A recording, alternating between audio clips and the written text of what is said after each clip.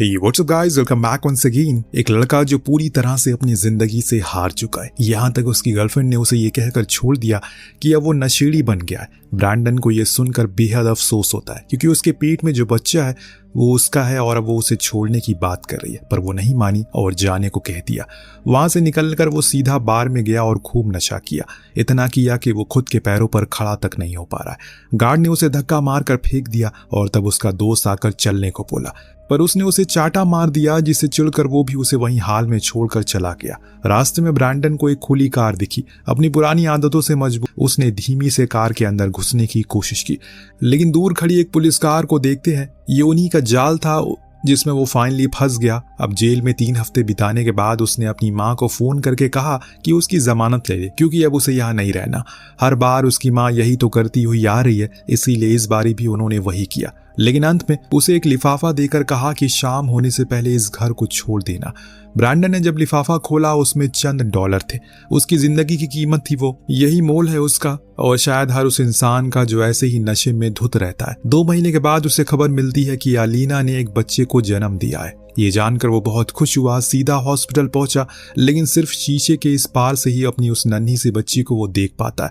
वो एहसास उसके लिए एकदम नया था और ऐसा कुछ वो पहली बार महसूस कर रहा था। उसे लगने लगा कि उसे अब किसी और के लिए जीना पड़ेगा। उसी क्षण उसने फैसला कर लिया कि वो जो बन गया है उसे मिटाना होगा और एक नई तकदीर लिखनी होगी। कुछ दिन पहले उसे एक ऐड देखा फायर टीम का जहां एक सीट खाली थी। वो सीधा उन्हीं के पास पहुंचा, पर अंदर जाते एक फाइटर ने उसे देखते ही पहचान लिया। वो छूटते ही बोला, अरे अंदर कहाँ आ रहा है, ये मर्दों का काम करने की जगह है, गंजेड़ियों की नहीं। ब्रैंडन ने कुछ नहीं बोला, कदम पीछे करके जाने लगा, लेकिन इतने में केबिन से टीम लीडर बाहर आया, उसे अंदर बुलाया। वो बताता है कि एक सीट खाली है, मैं तुम्हारा उसके लिए इंटरव्यू ले सकता। तुम्हें अभी नशा किया है? ब्रैंडन को डर था कि अगर उसने सच बोला तो उसी पल वो बाहर फेंक देगा, पर वो सच बोलता है। जो सच्चाई थी सब कुछ बताती, और ये भी बोला कि 2 दिन पहले उसकी बेटी हुई है। जब उसने अपनी बेटी को देखा तो एहसास हुआ कि अब उसकी जिम्मेदारी है। अगर वो ऐसे बीच में सड़क पर पड़ा रहेगा तो सिर्फ एक नहीं 2 जिंदगियां बर्बाद होंगी। लीडर ने जब उसका पुराना रिकॉर्ड देखा तो सर पकड़ लिया। न जाने वो क्या क्या उसने जुर्म किए थे, लेकिन थोड़ी देर के बाद वो उसे बोल देता है कि ठीक है, मैं तुम्हें एक मौका दूंगा, पर मैं साफ बता दूं कि यहाँ पर टिकना आसान नहीं है। अच्छे हार जाते हैं यहाँ। अगर टिकना है तो खुद को साबित करो। दूसरे दिन ट्रेनिंग शुरू होती है। सभी फायर फाइटर को एक चढ़ाई पर लेकर जाया गया। बाकी के लिए हर दिन की तरह एक नया दिन था, पर ब्रैंडन के लिए बहुत बड़ी चीज थी।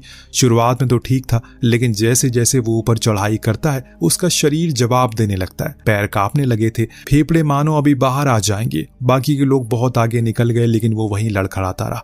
जब वाइस कैप्टन ने यह देखा तो उसे कैप्टन से कहा कि ऐसे लोगों को हम क्यों टीम में शामिल कर रहे हैं? हो सकता है कि सिर्फ इसकी वजह से हम अपनी पूरी टीम की जान जोखिम में डाल दें। पर वो कुछ नहीं और बस भागता रहा। अब सब ऊपर पहुंच गए, अब वापस भी आने लगे। तब तक ब्रैंडन आधे रास्ते पर भी नहीं पहुंचा। किसी ने उसकी तरफ देखा तक नहीं, ना ही पानी को पूछा, बस भागते रहे। वो लोग यहाँ ऐसे ही होता है, सबको खुद को साबित करना पड़ता है। जब ये लोग वापस बेस पर पहुंचे तो वाइस कैप्टन जॉनी ने कैप्टन से कहा वो नहीं आएगा। एक फायर फाइटर बोला हमें किसी को भेजकर उसे उठा कर लाना होगा, कहीं पड़ा होगा वो। पर कैप्टन कुछ नहीं बोला, उसे यकीन था कि वो जरूर आएगा। आधे घंटे वहीं खड़े रहने के बाद सबने एक लड़खड़ाती हुई परछाई देखी और वो ब्रैंडन था, जिसे अपनी पूरी जान लगा दी। पैर कांप रहे थे, फेफड़े अपनी कैपेसिटी से ज्यादा चल रहे थे, लेकिन एक जिद थी जो इन सभी के आगे खड़ी थी। आते ही उसने सभी को अपने फोन में फोटो दिखाई ताकि उन्हें यकीन हो जाए कि वो आधे रास्ते से नहीं आए बल्कि ऊपर तक गया था वो। अब जितने भी लोग थे सभी की बोलती बंद हो जाती है। कैप्टन ने सबकी ओर देखा, कोई उसे नजरें नहीं मिला सका। समय के साथ वो टीम का हिस्सा बन गया। घर जाकर वो ग्रोसरी स्टोर पर गया। जो पैसे उसकी माँ ने उसे दिए थे उसे कुछ सामान खरीदे अपनी बेटी के लिए और ले जाकर अलीना के घर रख दिया, पर बेल तक उसने नहीं बजाई। बस सामान रखकर उन्हीं थके हुए पैरों के साथ वापस आ गया। ट्रेनिंग अभी चल रही थी। इस बार तो ब्रैंडन की वजह से बाकियों को भी सजा मिलती है क्योंकि वो कुछ चीजों को भूल जाया करता था। ऐसे ही एक बार जब गलतियां ज्यादा होने लगी तो एक फायर फाइटर ने उसकी बेटी के बारे में कुछ बुरा बोल दिया। उसने कहा कि हमें तो ये लगता है कि वो बेटी भी उसकी नहीं है। ये सुन ब्रैंडन का खून खोल जाता है, पर कैप्टन ने आके उसे रोका, वरना उस सच में उसे मार डालता। एक दिन ड्रिल के दौरान कैप्टन उन्हें एक जरूरी चीज बताता है। जब उन्हें ऐसा लगे कि अब उनके कंट्रोल से आग बाहर होगी तो उन्हें अपने फायर शेल्टर को खोलना है, फिर जमीन को साफ करना है और उसी फायर शेल्टर पर लेट जाना है। पर आग ज्यादा बढ़ गई तो ये चीजें भी काम नहीं आएंगी क्योंकि उस समय उस जगह का तापमान 1000 डिग्री होता है और ऐसे तापमान में इंसान को झुलसाने में सिर्फ कुछ मिनट लगते हैं। सबने बड़ी बारीकी से इस बात को समझा। अब एक दिन इनके पास कॉल आती है कि साउथ ऑस्ट्रेलिया के जंगल में आग लग चुकी है और वो कुछ ज्यादा ही तेज बढ़ रही है। आपको हम बता दें कि ऑस्ट्रेलियन जंगलों में आग लगना कारण हर साल लाखों जानवर मारे जाते हैं और इसका कारण होता है बढ़ती हुई गर्मी, जिससे जब दो पेड़ टकराते हैं तो उनसे फ्रिक्शन पैदा होती है और वही चीज एक भयानक आग का रूप लेती है। ब्रैंडन के लिए पहला मिशन था, वो भी इतना बड़ा, तो उसे थोड़ी घबराहट तो हो ही रही थी। अब उससे सब दोस्त बन चुके हैं तो वो उनके साथ मस्ती करता है ताकि वो चिल रहे। जब ये सभी हेलीकॉप्टर से उस जंगल के ऊपर होते हैं तो हमें अंदेशा हो जाता है कि ये आग कितनी बड़ी है। ब्रैंडन को तो इस गर्मी में ठंड लग रही थी। आगे की चीजों को सोचकर पायलट इन्हें एक सेफ जगह पर उतारता है जहां से इन्हें अब एक ही काम करना है, वो है आग को किसी भी हाल में रोकना। तभी इन्हें एलाइट फायर फाइटर की टीम का वो खिताब मिले जिसके लिए काफी टीम लड़ाई लड़ रही है। वहां पहुंचकर कैप्टन ने अपनी पहली योजना का ऐलान किया। उन्हें एक लाइन बनानी होगी जिससे आग आगे तक ना पहुंच पाए, लेकिन कुछ देर के अंदर उसे समझ में आया कि हवा का रुख बदल चुका है। तो वो फायर टू फायर आग का ऐलान करता है, यानी कि उन्हें आग खुद लगानी होगी जिससे दोनों आग जब एक दूसरे से मिले तो टकरा कर वो खुद ब खुद खत्म हो जाए। पर उनके साथ निरीक्षण कर रहा अधिकारी इस चीज के लिए साफ इनकार कर, क्योंकि इस प्लान का सफल होने का सिर्फ 10% ही चांस है। अगर हवा का रुख बदल गया तो कुछ ऐसा हो जाएगा जो किसी को उम्मीद नहीं होगी। कैप्टन ने थोड़ी देर सोचा, फिर किया जो उसे सही लगा। वो आग लगवा देता है, फिर खुद भी कोशिश में लग जाता है किसी तरह चीजों को सही कर दे। अब पूरे दिन और रात आग जलती रहती है। फिर जब उनका टकराव होता है तो उनके पास कुछ नहीं बचता जलने के लिए, सब कुछ तो पहले ही जल चुका था, तो वो खुद ब खुद शांत हो जाती है।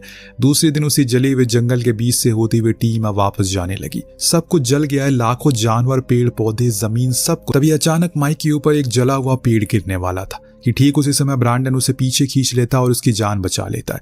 माइक उसका शुक्रिया कहता है और बाकी सब भी ब्रैंडन की फुर्ती की तारीफ करते हैं। फिर ये लोग हेलीकॉप्टर से उस जगह से बाहर आते हैं। जब ये सभी अपने बेस पर पहुंचते हैं, कैप्टन बेचैन होने लगता है। उसे डर है कहीं उसके हाथ से हॉट स्पॉट बनने का मौका निकल ना जाए, क्योंकि उसने अधिकारी की बात को माना जो नहीं था। वो गुस्से से उनकी रिपोर्ट गलत ना बना दे, इसीलिए वो चुपचाप अपने ही केबिन में बैठा रहा।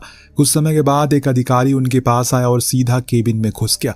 जब कैप्टन बाहर निकला तो उसके चेहरे पर एक मुस्कान थी। उनके इस बहादुरी को नजरअंदाज नहीं किया गया, बल्कि उन्हें अब हॉट शॉट का दर्जा दे दिया गया है। अब वो कोई ट्रेनर नहीं रहे, बल्कि एक कंप्लीट फायर फाइटर बन चुके हैं। ये जानकर सभी के चेहरे पर मुस्कान थी। सब बेहद खुश थे, क्योंकि पिछले 4 सालों से इस चीज के लिए वो मेहनत कर रहे थे। हो सकता है कि ब्रैंडन उनके लिए लकी हो, जैसे ब्रैंडन के लिए उसकी बेटी। आज भी वो अलीना के घर के बाहर सामान रखकर चला जाता है। ठीक उसी समय वो बाहर आई। उसने उसे रोका और शुक्रिया कहा। ब्रैंडन तो उल्टा उसे शुक्रिया कहता है। अगर वो इस नन्ही सी जान को जन्म नहीं देती तो आज भी शायद वो किसी सड़क पर पड़ा होता। अलीना उसे अपनी बेटी को गोद में लेने को बोलती है, पर वो डर रहा था उसके कपड़े धूल उसकी बेटी को गंदा ना कर दें, पर वो फिर उसे दे देती है। जब ब्रैंडन ने उसे उठाया तो उसकी आंखों में आंसू थे। पहले वो क्या था और अब क्या बन चुका है। अलीना उसके अंदर इस बदलाव को देखकर बेहद खुश थी। कैप्टन ने हॉट शॉट का खिताब मिलने की खुशी में एक छोटी सी पार्टी रखी थी जिसमें सब कुछ बहुत खुश थे। वेल, अब गर्मियों का मौसम शुरू हो गया, यानी कि काम का समय। एक दिन इनके पास एक कॉल आई कि ग्रेनेड के जंगलों में भीषण आग लग गई है, किसी भी हाल में उन्हें उसे बुझाना है। तो ये लोग फौरन वहां पहुंचते हैं या फिर वही फायर टू फायर आग यूज करते हैं। लेकिन इस बार ये गड़बड़ हो गई। जब ब्रैंडन वापस आ रहा तो उसका इग्नाइटर खराब हो जाता है। उसने वहीं फेंक दिया, लेकिन जैसे ही उसने उसे फेंका उसके अंदर बचा कुछ पेट्रोल बाहर छुलक गया और उस समय जो आग लगी वो देखने लायक थी।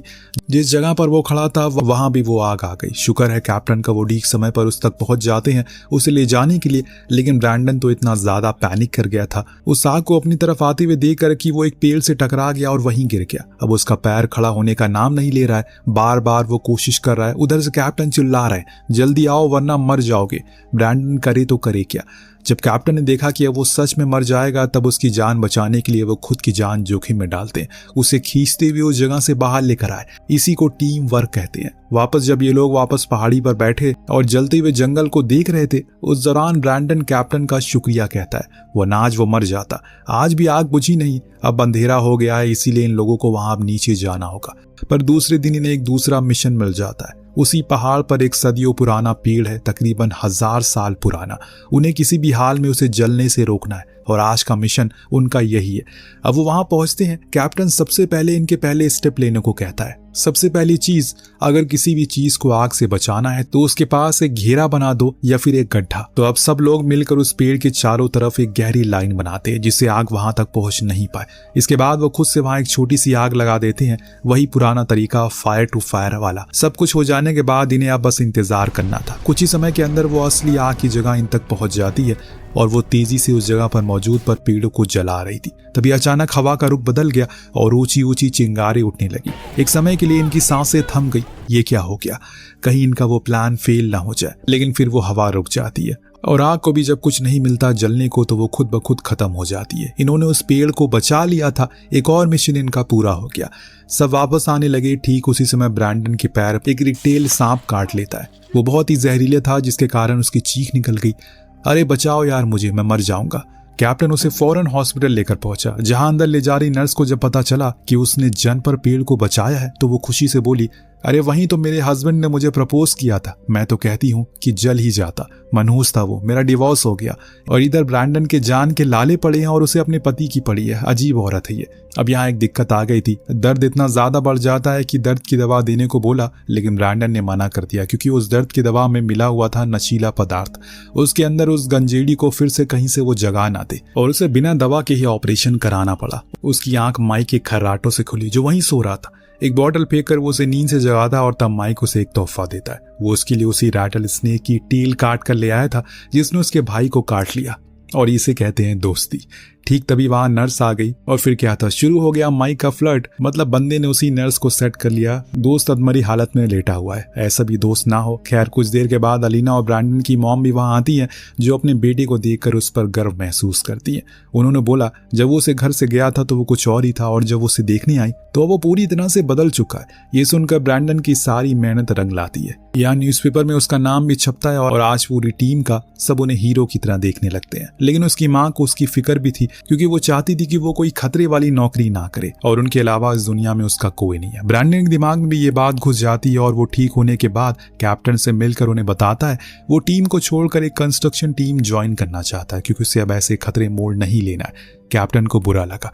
उन्होंने बोला कि तुम इस टीम को सीढ़ी की तरह इस्तेमाल कर रहे हो। क्या तुम भूल गए जब तुम्हें इस दुनिया ने लात मारकर भगा दिया था तब इस टीम ने तुम्हें सहारा दिया था। तुम्हें क्या लगता है ये दुनिया तुम्हारे लिए अच्छी है? नहीं ब्रैंडन, कुछ दिन बाद वो तुम्हें फिर से वही बना देंगे जिस हाल में तुम मेरे पास आए थे। ब्रैंडन चुप हो गया। उसके पास कोई जवाब नहीं था। उसी रात कैप्टन वाइस कैप्टन को बताते हैं उन्हें कल एक मिशन पर जाना है और अगर सब कुछ ठीक रहा तो वो इसके बाद रिटायरमेंट ले लेंगे। अब उसे खुद के लिए जीना है। 34 साल से वो इस काम को कर रहा है लेकिन अब थक चुका है। वाइस कैप्टन उसके इस फैसले की इज्जत करता है। अब उस यार्नल हेल फायर को बुझाने पहुंच जाते हैं जो देखने में एक आम फायर की तरह ही लग रही थी, लेकिन पास जाकर पता चलता है ये शक्तिमान ही गंगाधार है। तेजी से ये लोग उस गर्म तपती हुई गर्मी के ऊपर चढ़ाई शुरू करते हैं। कैप्टन सबसे अलग था। हर चीज को बड़ी बारीकी से देखता है, फिर अपनी टीम के साथ प्लान को शेयर करता है। आज भी उन्हें वही करना है, एक फायर लाइन बनानी है जिससे कि आग आगे ना पहुंचे। सब तुरंत तेजी से जमीन को गहराई तक खोदना शुरू करते हैं, जिसके बाद ये लोग उस जगह पर एक छोटी सी आग लगा देते हैं जैसे हर बारी लगाते हैं। लेकिन आज एक दिक्कत हो गई। एक फायर फाइटर प्लेन इनके ऊपर से गुजर गया। पायलट को लगा कि वहां आग लग चुकी है तो उसने पानी को वहीं रिलीज कर दिया जिससे वो आग बुझी और साथ में जो लाइन इन्होंने बनाई थी वो भी पानी की वजह से बेकार हो गई। दूसरी ओर जिन झाड़ियों से ये आग को खत्म करने वाले थे वो भी गीली हो चुकी है। सब पायलट को खूब गालियां देते हैं पर कैप्टन उन्हें टाइम ना बर्बाद करने की सलाह देता है। बोलता है कि हमें थोड़ा ऊपर जाना होगा, अपनी लोकेशन बदलनी होगी, यहाँ पर रहकर कोई फायदा नहीं है। सब ऊपर की तरफ जाने लगे पर कैप्टन ने ब्रैंडन को दूर एक पहाड़ी पर जाने को कहा कि उसके पैर पर अभी भी दर्द था, इसीलिए वो यहाँ ज्यादा काम नहीं कर सकता। अब उसका काम था वहां से टीम को हवा का रुख, उसकी स्पीड, मौसम, ये तीनों चीजों को पल पल की खबरें देना। एक छोटी गाड़ी से वो वहां पहुंचा, अपने काम में लग गया। सब कुछ ठीक था उसके कंट्रोल में। ये देखकर ऐसा लग रहा है कि ये आग भी वो आसानी से बुझा देंगे। ब्रैंडन भी यार आधे घंटे में कैप्टन को अपडेट देता रहता है, लेकिन कुछ ही लम्हे में सब कुछ बदलना शुरू हो गया। हवा ने अपना मूड चेंज कर लिया। अब वो बदमाशी करने लगी थी। जो आग अभी एकदम ठीक थी उसका हम राक्षसी रूप देखते हैं। अब ब्रैंडन ने फौरन अपडेट दिया। वाइस कैप्टन ने देखा कि अब चीजें कंट्रोल से बाहर हो रही है, इसीलिए वो ब्रैंडन को उस जगह से बाहर जाने को बोलता है। वो फौरन वहां से नीचे कूदा, परंतु नीचे आते उसका पैर एक पत्थर से टकरा गया और वहीं उसे चोट लगी जहां उसका कुछ दिन पहले ऑपरेशन हुआ था। कुछ देर के लिए वो वहीं गिर पड़ा और जब उसकी आंख खुली तो सब कुछ बदल गया। हवा ने अब अपना रावण रूप ले लिया है। धुआं उस पूरी जगह को काला कर चुका है और ऑक्सीजन तो तो सिर्फ नाम मात्र ही बची हुई है। ऐसे में किसी भी इंसान का कुछ मिनट से ज्यादा सरवाइव करवाना नामुमकिन है।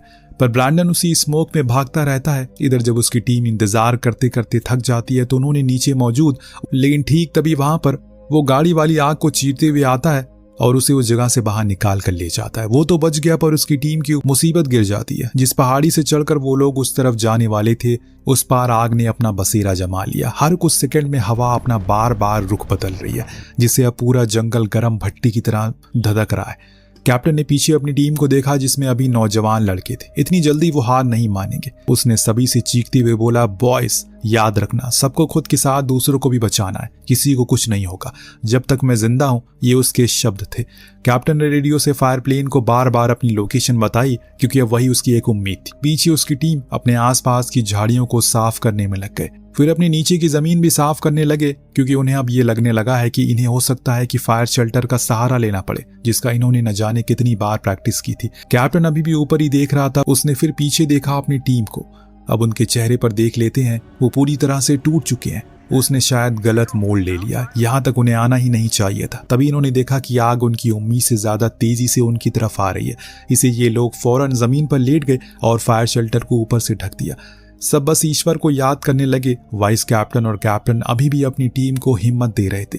एक लीडर की तरह कैप्टन बार बार चिल्लाते रहते हैं, हिम्मत मत हारना कोई, बस लेटे रहो, चाहे कुछ भी हो जाए। पर दोस्तों, वो फायर शेल्टर अब आग की भट्टी बन चुका है।